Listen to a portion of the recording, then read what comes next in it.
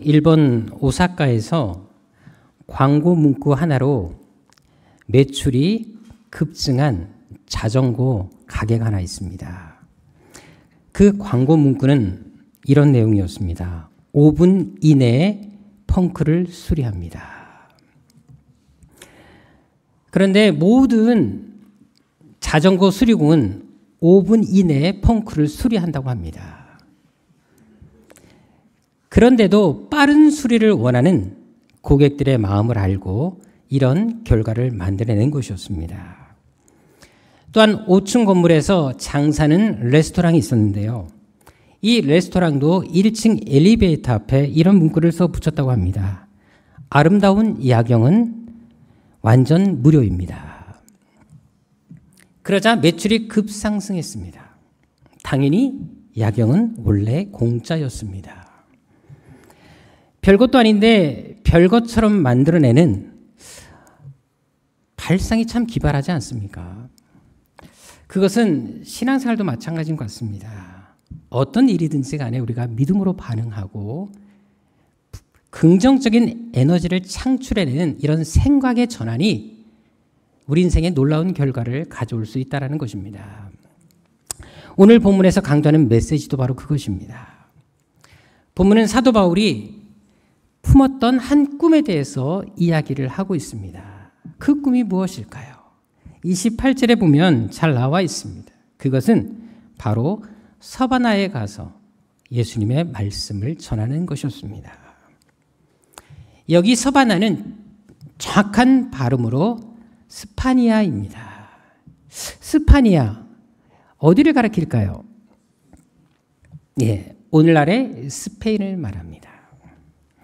당시 로마는 세계 중심지였습니다. 그리고 스페인, 서바나는 로마의 식민지로서 서쪽 경제의 마지막 마지노선이었습니다.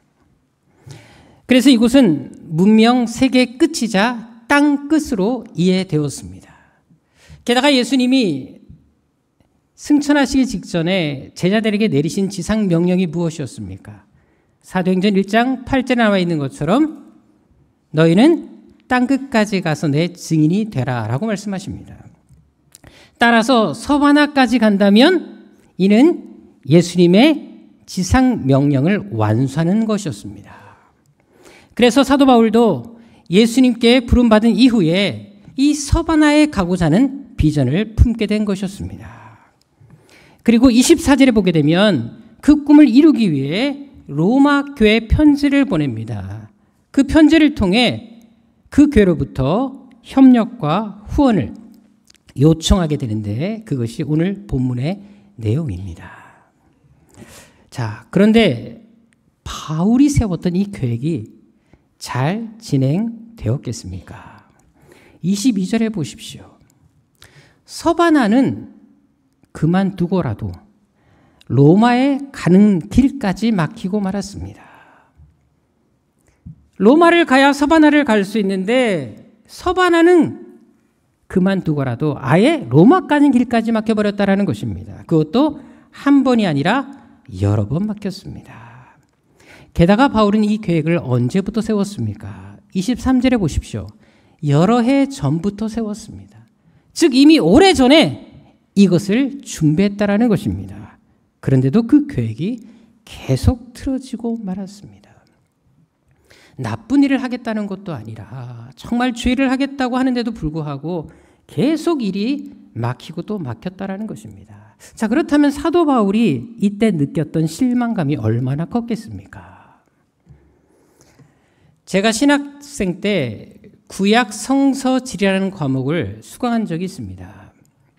지도를 직접 그려가면서 성경의 지명을 따라가는 그런 수업이었는데요. 저는 너무나 재미가 있었습니다. 이제 그 수업을 듣던 중에 얼마 후에 이제 중간고사 기간이 됐습니다.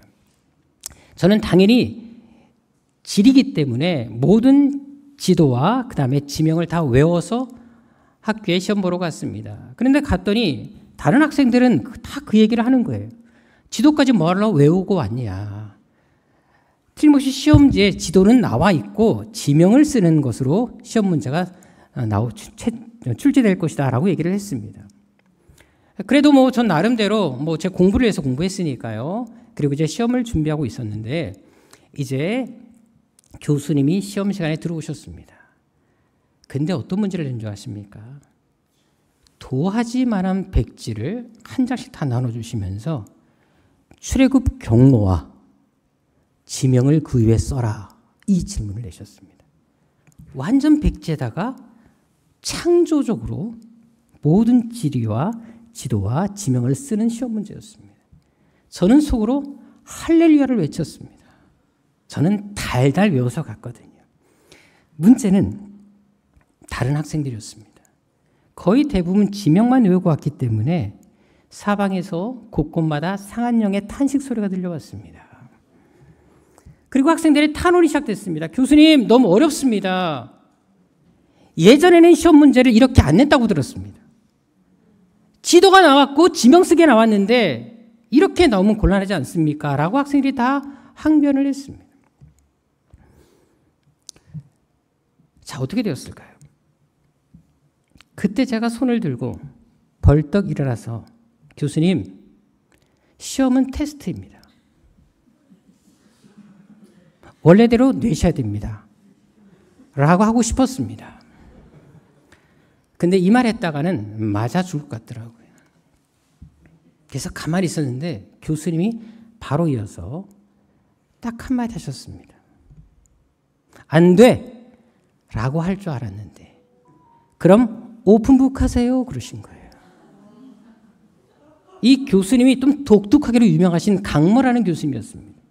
히브리 대학에서 공부하셨던 분인데 좀 독특하세요. 그래서 교수님 계시를 럭비공으로 통합니다. 어디로 튈지 모르십니다. 그래도 그렇지 어떻게 시험 문제를 그렇게 오픈북으로 하게 되면 저 같은 사람은 어떻게 되겠습니까? 도저히 참을 수가 없어서 교수님, 이거는 아니지요. 이게 시험입니까? 라고 따지고 싶었지만 차마 말을 하지 못하고 어쩔 수 없이 오픈북을 하게 됐습니다. 물론 저는 보지 않고 다 그리긴 했지만 마음이 그렇게 좋진 않았고 저는 사실 오픈북 시험 볼 때마다 좋은 성적을 거둔 적이 없습니다. 그래서 그날도 그 과목에서 A0밖에 받지 못했습니다.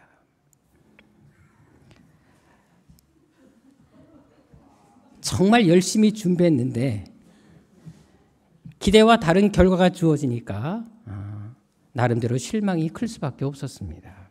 그래도 A+는 받을 줄 알았거든요. 오늘 본문의 바울은 어땠을까요? 그는 몇 날이 아니라 오래전부터 수년 동안 서바나에 대한 계획을 세웠습니다. 그런데 서바나는 그만두고라도 로마까지 가는 길까지 막혔다는 것입니다. 게다가 19절에 보십시오. 바울은 3차 선교 여행을 통해서 서바나를 제외한 대부분의 지역에 복음을 전했습니다. 그가 얼마나 열심히 전했는지 23절에 보게 되면 더 이상 이 지방에서는 일할 곳이 없을 정도였습니다. 이제 로마를 가서 서바나만 가면 되었다라는 것입니다. 그럼 복음을 위해서 이렇게 열심히 일했다면 이제 길이 좀 활짝 열려야 되지 않겠습니까? 돈 벌겠다는 것도 아닙니다. 세상을 하겠다는 것도 아니었습니다. 주의 일을 하겠다는데 계속 일이 꼬이면 과연 일할 맛이 나겠습니까? 솔직히 이 정도 되면 그만두고 싶지 않겠습니까? 하지만 바울은 이런 좌절 속에서도 계속 길이 막히는 상황에서도 어떤 결정을 내립니까? 26절 28절에 보십시오. 서바나에 대한 꿈을 포기하지 않습니다. 예루살렘에 가서 구제 헌금을 전달한 이후에 어떻게든지 간에 로마로 가겠다. 그는 또다시 결심하는 것을 볼 수 있습니다. 즉 꿈이 아무리 좌절되고 하는 일마다 막힐지라도 그 꿈을 향해 계속 도전하겠다고 선언하는 것입니다. 그리고 지금 로마에 갈 수 없다면 먼저 로마에 있는 성도들에게 편지를 쓰자. 그래서 자신의 꿈과 소망을 담은 편지를 써서 로마 교회에 보내게 됩니다. 이 편지가 바로 우리가 지금 가지고 있는 로마서입니다. 가는 길이 막혀서 가고 싶지만 갈 수 없어서 할 수 없이 그 대안으로 썼던 편지, 그 편지가 바로 로마서가 되었다라는 것입니다. 자, 그런데 이 중요한 것은 로마서가 어떤 책이 되었습니까? 기독교 역사에서 새로운 전환점을 맞이하게 한 대사건 중에 하나가 종교개혁입니다. 1517년에 마르틴 루터가 일으킨 종교개혁은 기독교 역사의 새로운 장을 열었습니다. 자, 그런데 이 루터는 캐톨릭 신부였습니다. 그가 어떻게 종교개혁을 단행할 수 있었을까요? 그것은 바로 로마서 때문이었습니다. 로마서 1장 17절 말씀을 읽다가 변화를 받고 내가 지금까지 믿었던 것이 잘못되었구나. 성경에 진리가 있었구나. 구원은 믿음으로 받는 것이구나. 그리고는 과감하게 목숨을 걸고 종교개혁을 일으키게 된 것이었습니다. 그리고 기독교 역사에서 사도 바울 다음으로 가장 중요한 인물로 손꼽히는 신학자가 있습니다. 그 사람은 성 어거스틴입니다. 근데 이 사람이 또 어떤 삶을 살았습니까? 한동안 완전히 방탕한 인생을 살았습니다. 심지어 마니교라는 이단에 빠지기까지 했습니다. 그랬던 그가 하루아침에 인생의 전환점을 맞이하고 위대한 인생을 살게 된 그 배경이 어디 있는 줄 아십니까? 역시 로마서였습니다. 로마서 13장 13절 14절 말씀을 듣다가 이 말씀으로 인생이 바뀌었습니다. 그리고는 위대한 신학자로의 삶을 출발하게 되었습니다. 또한 우리가 너무나 잘 아는 요한 웨슬리 목사님이 있습니다. 존 웨슬리가 있습니다. 그분 역시 한때 목회에 실패를 하고 신앙의 깊은 슬럼프에 빠진 적이 있었습니다. 그런데 얼마 후 그 위기를 딛고 일어서서 감리교를 창설하고 영국교회와 영국 사회에 새로운 부흥의 물결을 일으킨 기념비적인 역사를 만들어내는데 그 이유 역시 로마서에 있었습니다. 로마서 말씀을 듣다가 그의 인생이 바뀌고 영국을 새롭게 세팅하는 그런 위대한 인물로 탈바꿈되었다는 것입니다. 그래서 오늘날까지 신학자들에게 가장 사랑받고 많은 신학자들이 가장 많이 읽고 그리고 그 책에 연구되어지는 연구하고 있는 책이 바로 로마서입니다. 자, 그렇다면 만일 바울이 서만하러 가던 계획이 차질이 생기지 않았다면 이 로마서가 탄생할 수 있었겠습니까? 오히려 그에게 좌절과 가로막히는 장벽이 있었기에 불의의 명작인 로마서가 나올 수 있게 되었던 것입니다. 이것은 무엇을 말하겠습니까? 인생의 고난이 때로 우리에게 아픔을 주기도 하지만 또 한편에서는 그 시련이 우리에게 더 큰 유익을 가져다 줄 수 있다는 것입니다. 따라서 힘든 상황이 우리에게 주어진다 할지라도 그럴수록 더 믿음의 생각을 품고 믿음으로 반응하는 것이 중요합니다. 한번 사진 보도록 하겠습니다. 자, 어떤 그림일까요? 다윗과 골리앗의 싸움입니다. 이 사건을 모르는 사람은 아무도 없을 것입니다. 당시 골리앗은 하나님의 군대, 하나님의 백성을 모독하고 도발을 계속합니다. 그런데 아무도 골리앗에 대해서 대항할 엄두를 내지 못하고 있었습니다. 왜냐하면 키가 3m나 되는 거구에다가 그 골리앗을 보고 다 주눅 들어 있었기 때문이었습니다. 자, 이때 이스라엘 백성들은 어떤 생각을 했을까요? 저는 이 사건을 보면서 다윗의 생각, 이스라엘 백성들의 생각을 묵상해 보았습니다. 이스라엘 백성들이 왜 아무도 나서지 못했을까? 그들은 이런 생각을 하지 않았겠습니까? 하나님은 왜 저런 골리앗 장수를 이스라엘 백성들에겐 주지 않고 적군 블레셋에 주었을까? 하나님을 원망하는 마음을 가진 사람들도 있었을 것입니다. 또 이런 사람은 없었을까요? 지금 저 골리앗을 대항해서 싸울 사람들은 우리보다 왕이 나서야 되지 않을까? 왕이 나서서 해결해 줘야지. 그러니까 왕이지. 이런 마음을 품는 사람들, 누군가에게 책임을 전가하는 사람이 과연 없었을까요? 중요한 것은 당신 누구 하나 골리앗을 대항해서 싸우겠다는 사람이 아무도 없었다는 것입니다. 그만큼 골리앗은 당시 이스라엘 백성들에게 도저히 넘을 수 없는 거대한 산이었다는 겁니다. 하지만 다윗은 어떤 생각을 품습니까? 자, 사무엘상 17장 34절 36절에 보십시오. 이 말 속에 다윗의 놀라운 고백이 들어 있습니다. 골리앗은 평소 자신이 종종 죽여왔던 짐승, 그 짐승의 한 마리로 골리앗을 봅니다. 장수 골리앗이 아닌 내 양을 빼앗아가는 짐승으로 그 골리앗을 보았다라는 것입니다. 그래서 본인이 나서서 골리앗을 죽이겠다고 말하는 것입니다.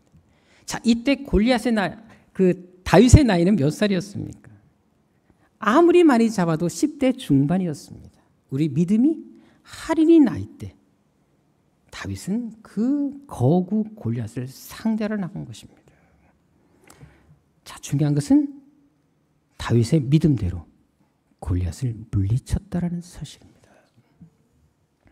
자, 그렇다면 여러분 어떻습니까? 골리앗과 같은 큰 문제가 앞을 가로막을 때 어떻게 반응하십니까? 행여 이스라엘 백성들처럼 신세를 한탄한 적은 없습니까? 누구를 탓한 적은 없으십니까? 하지만 다윗은 그렇지 않았습니다. 그는 오히려 이런 생각을 품습니다. 골리앗은 지금까지 내가 상대한 짐승 중에 제일 쉬운 상대야. 덩치가 커, 이마가 넓어, 물맷돌을 던지면 얼마나 맞히기가 쉽겠어. 이게 다윗의 생각이었습니다. 거대한 적을 두고 그 거대한 적에 대한 두려움을 가진 것이 아니라 오히려 그 거대함은 내가 쓰러뜨리기 가장 좋은 목표물이라는 사실로 그는 생각을 바꿨다라는 것입니다. 그래서 다윗은 승리를 가져올 수 있었습니다. 오늘 본문의 사도 바울이 그랬습니다. 서바나뿐만 아니라 로마로 가는 길이 막혔음에도 불구하고 그래도 나는 할 수 있어. 난 반드시 가고 말 거야. 이렇게 결심합니다. 게다가 바울이 로마서를 쓸 당시 나이는 50대가 훨씬 넘은 부록의 나이였습니다. 이제 쉴 때도 되었습니다. 그런데도 그는 자신의 꿈을 포기하지 않습니다. 그 꿈이 좌절되고 또 좌절되었지만 그래도 다시 도전하고 또 도전했다라는 것입니다. 심지어 그는 자신의 꿈을 이루기 위해서 어떤 방법을 선택한 줄 아십니까? 사도행전 27장 1절에 보십시오. 자신이 아무리 노력해도 갈 수가 없자 이제는 아예 죄수의 몸이 되어서 로마를 향해 갑니다. 정상적인 방법으로 갈 수 없다면 내가 죄수가 되어서라도 로마를 가겠다. 그는 스스로 죄수가 되었습니다. 여러분들 이 정도 되면 바울의 열정이 대단하지 않습니까? 자, 그렇다면 하나님께서도 이런 바울의 마음을 보시고 좀 길을 활짝 열어주셔야 되지 않겠습니까? 그런데 안타까운 것은 그가 로마에 도착한 이후에도 일이 순탄하게 흘러가지 않았다는 데 있습니다. 사도행전 28장 16절에 보십시오.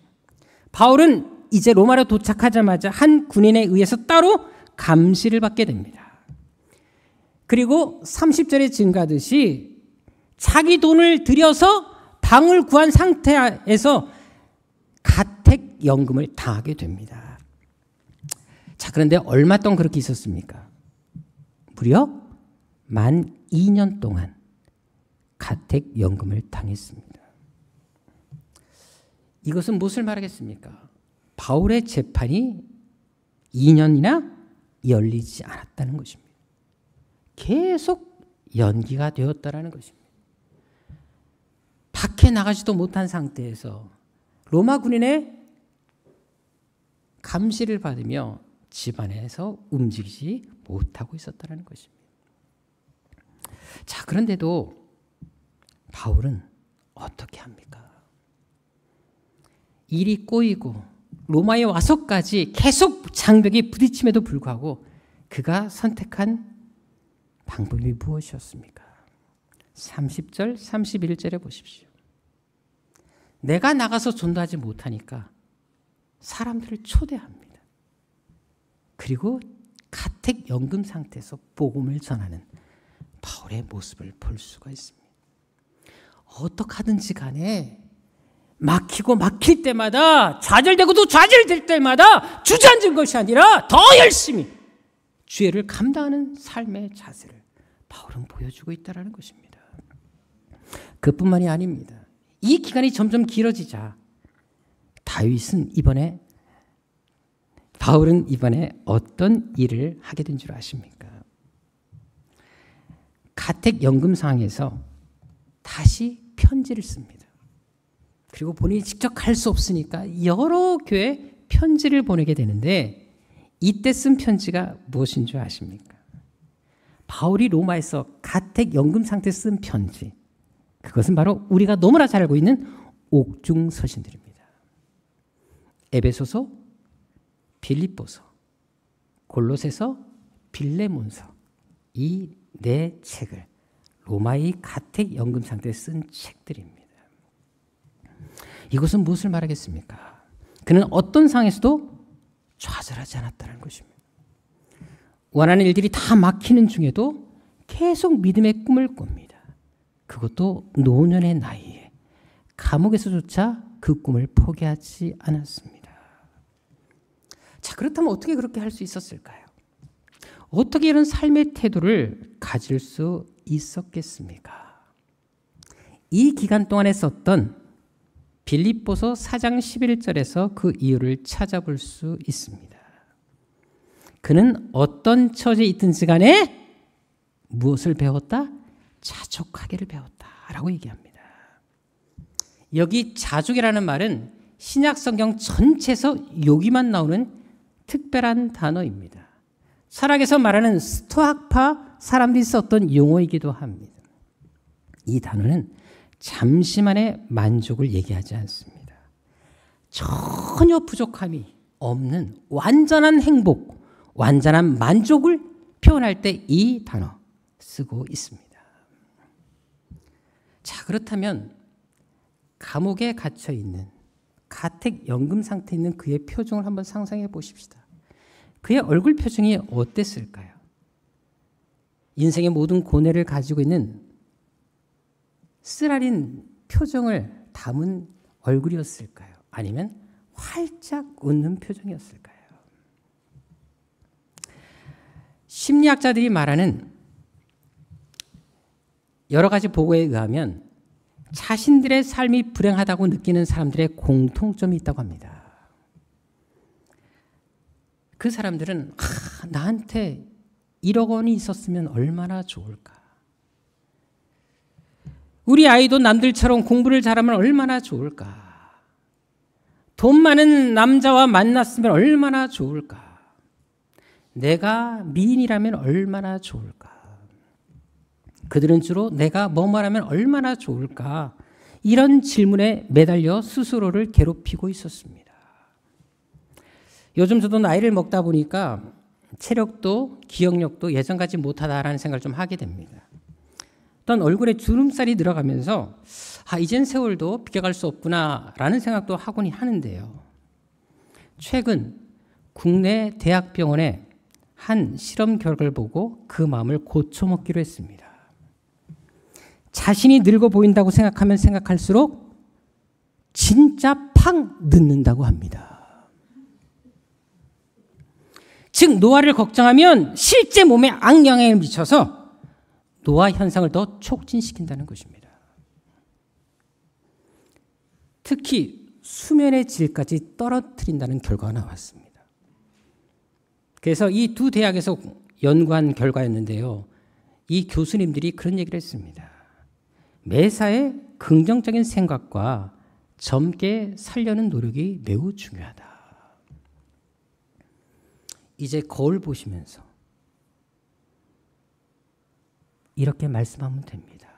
잘생겼다. 젊다. 여전히 20대로 보인다. 옆 사람과 인사하겠습니다. 아멘한 사람들은 틀림없이 그렇게 될 걸로 믿습니다. 예. 자, 옆 사람과 인사하겠습니다. 당신 아직 무진장 젊습니다.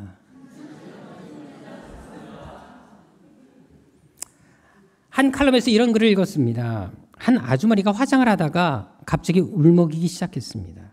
남편이 깜짝 놀라서 여보 왜 갑자기 울고 그래? 라고 물어보았습니다. 그때 아내가 이런 말을 했습니다. 오늘 보니까 내 얼굴이 너무 쪼글쪼글해져서 슬퍼요. 이렇게 늙어가니까 너무 서럽네요. 라고 얘기했습니다. 그때 남편이 이렇게 한마디를 했습니다. 당신은 거울 볼 때만 자신의 얼굴을 보지만 매일 보고 있는 나는 어떻겠어? 나도 있으니 참아.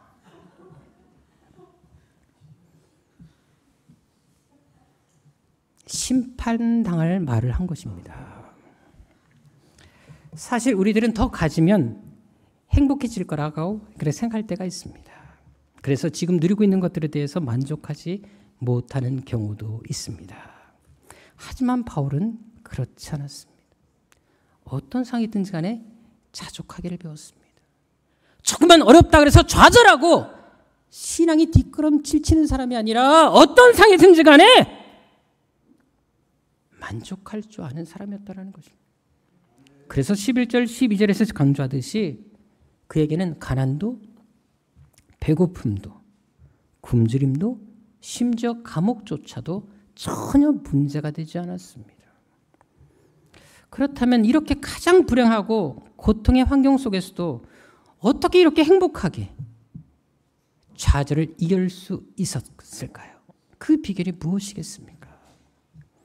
13절에 그는 이렇게 고백합니다. 내게 능력 주신 자 안에서 내가 모든 것을 할 수 있느니라.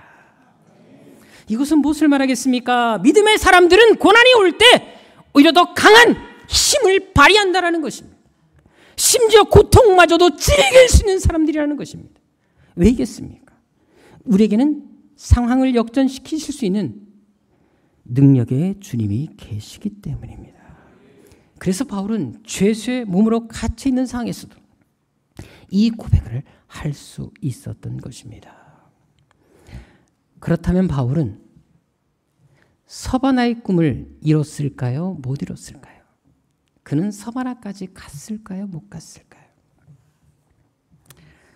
바울이 서바나에 갔는지 안 갔는지 우리 성경에는 나와 있지 않습니다.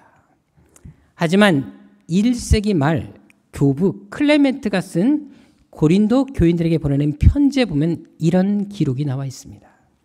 바울이 온 세상에 의를 가르쳤으며 그가 서방의 끝에 도달했을 때 통치자들 앞에서 증거하였다. 여기 서방의 끝은 서바나 땅 끝을 이야기합니다. 또한 2세기 말에 쓰여졌던 무라토리 단필이라는 곳이 있습니다. 여기 보면 이런 글이 또 나와 있습니다.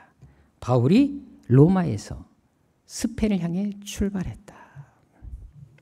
즉 초대교회 문서들은 바울이 꿈을 이뤘음을 분명히 증거합니다. 결국 수많은 좌절을 겪었지만 그럼에도 불구하고 믿음으로 그 꿈을 키워나갔기 때문에 결국에는 그 꿈을 이루게 된 것입니다. 그래서 우리 역시 믿음의 꿈을 꾸는 것이 중요합니다.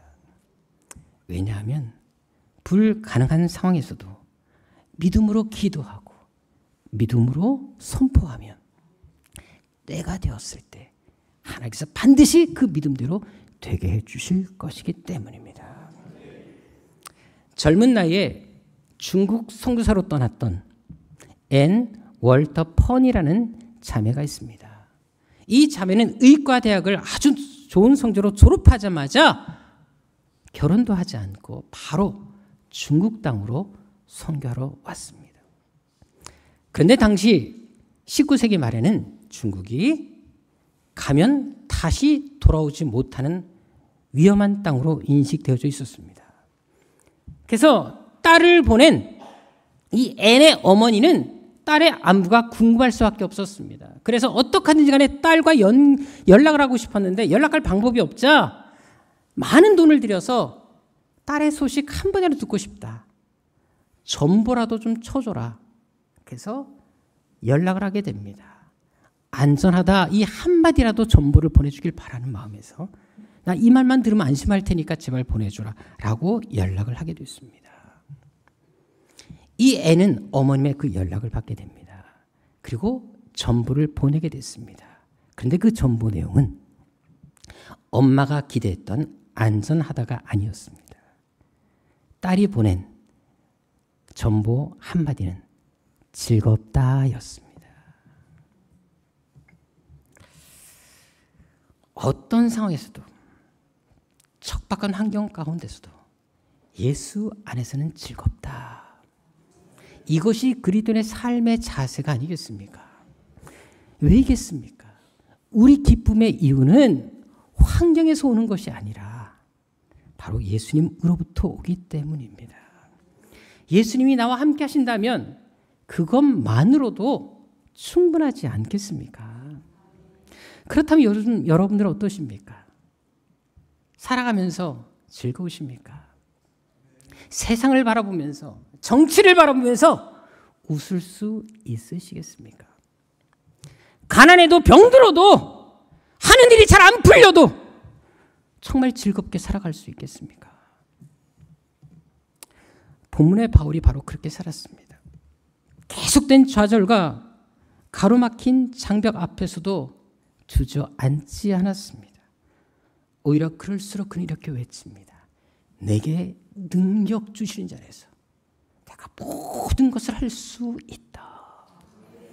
내게 능력 주신 자에서 내가 모든 것을 할 수 있는데 감옥도 가난도 배고픔도 나에게 있는 장벽도 문제되지 않는다.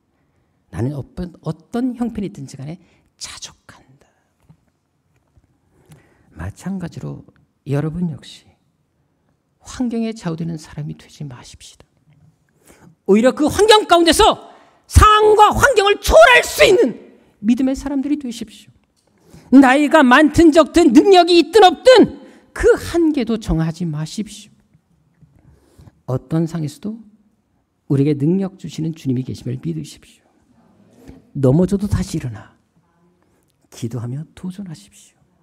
그럼 반드시 하나님께서 우리의 믿음을 통해 우리의 그 하나님을 의지하는 그 확신의 믿음을 통해 여러분의 인생을 크게 위대하게 사용해 주실 것입니다. 기도하겠습니다. 좋으신 아버지 하나님, 우리가 이 땅을 살아가다 보면 많은 장벽이 우리 앞에 놓일 때가 있습니다. 힘들고 지쳐서 낙마하고 넘어질 때도 있고 앞이 보이지 않아 주저앉을 때도 있습니다. 하지만 아버지 하나님, 그 고난 뒤편에 주님의 놀라운 계획이 있음을 믿게 하여 주시고 지금의 고난에 집중하기보다 고난을 뛰어넘어 역사실 하나님을 바라보며 고난까지도 은혜로 만들어낼 수 있는 믿음의 용사들 다 되게 하여 주옵소서. 어떤 상에서도 나는 즐겁다 외칠 수 있는 바로 믿음의 고백이 우리 평생에 계속되게 하여 주옵소서. 존귀하신 예수님의 이름으로 기도드립니다. 아멘.